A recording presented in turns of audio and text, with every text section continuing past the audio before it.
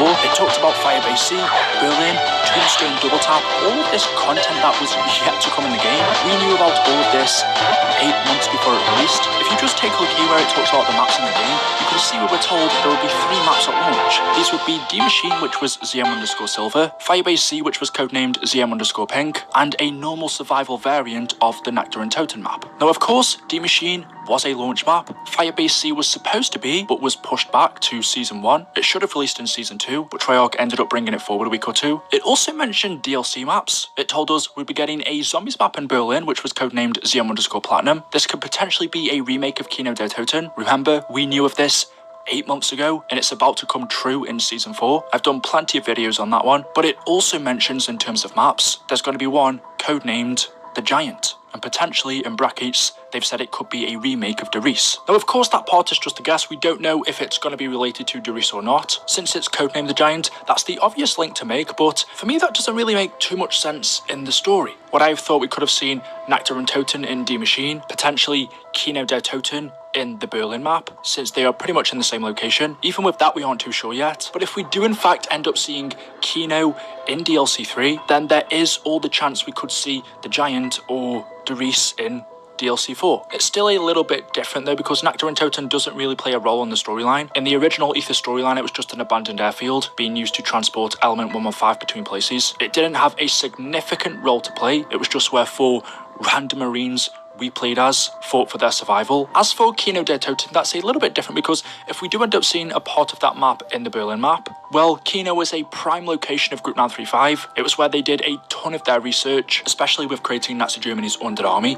But Kino is also located in Berlin. One of the main reasons why our next Zombies map is taking place here is because it was the heart of Nazi Germany. Valentina's plan is to bring the Nazis back. They are currently hiding in the Dark Aether, and what better place to release them again and cause World War III than at the heart of Germany? So Berlin, even without Kino der Toten, makes perfect sense for our next Zombies map. And if Kino is included, well, that's not really anything too suspicious. But as for Der Riese, well, that map pretty much takes place in the middle of nowhere. At the time, during our old storyline, it was a part of Nazi Germany, but now, since we are in the 1980s, Der Riese is in Poland, Lower Silesia. Our first Zombies map, D Machine, was in Poland, and if we end up going back to Der Riese, that's going to be in Poland as well. As of right now, I can't see too many reasons as to why we'd go there, but there is an interesting document you can find, which may give us some answers. It's called Investigation Request, and it says, Memorandum for the Director, from Strauss, subject, missing Axis scientists. As you know, I am not a sentimental man, but lately I find myself thinking about the waning days of World War II.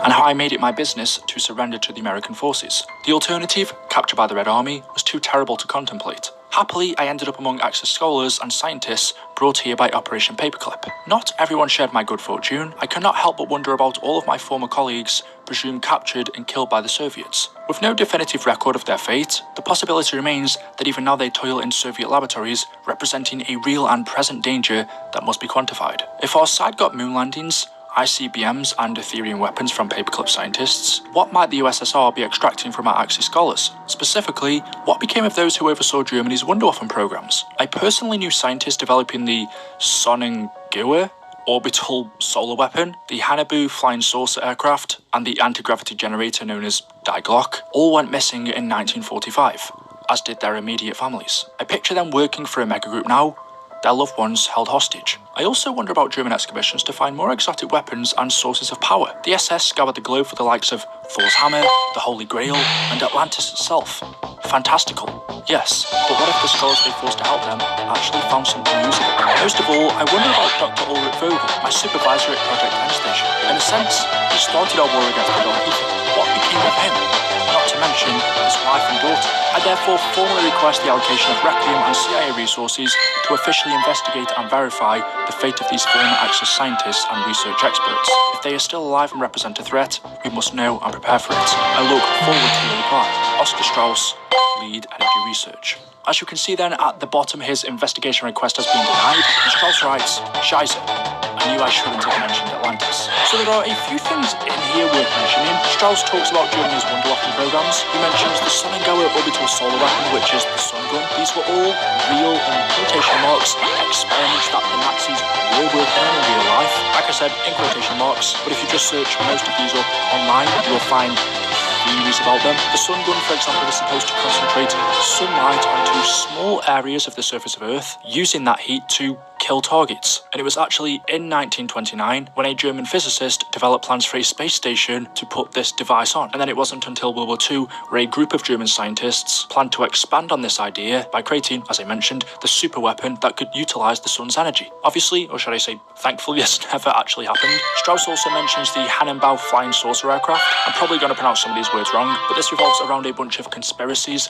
linking the Nazis to UFOs. Strauss also mentions the anti-gravity generator known as Die Glock, which we have heard in our zombie storyline before, very early on, back in World at War, back in De Vries, this is where it ties in. Well, Die Glock was another Nazi scientific secret wonder weapon, which was essentially a time machine, and we see Die Glock in De Vries. In fact, a lot of what Strauss mentions in this document, we heard about or saw hints of all the way back in 2009 in the map De Vries. This is where the Nazis, Group 935, they were doing these kind of experiments. No one's ever found these devices because they are conspiracy theories, but some of the theories do claim, and I'm going to use that word an awful lot, that Die Glock is located on the Nazi gold train. Those are tunnels buried beneath Poland, and if you go onto the map The Giant, you can actually see the gold trains underground on that map. Strauss also mentions the SS hunting for the likes of Thor's Hammer, the Holy Grail, and Atlantis. If you haven't researched any of this, there are some crazy conspiracy theories that supposedly the Nazis were doing, things out of this world. But my point is, a lot of this in our Altether story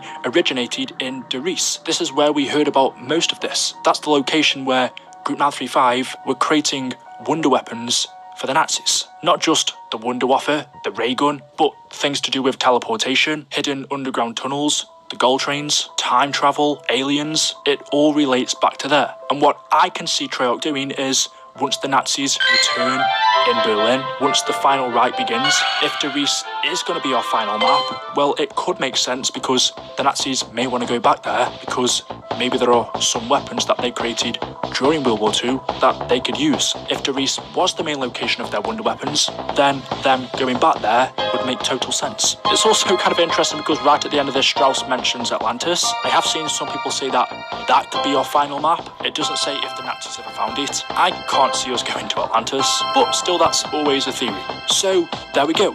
Knowing this, knowing what the Nazis were up to, and also knowing what went on in De Vries, maybe it does make perfect sense for us to go back there. Once the Nazis escape in Berlin, it may very well be that that is the location of their Wunderwaffen programs. We'll just have to wait and see. I will also mention there's also the chance that we don't go to De Vries and the Giant is just the code name. The location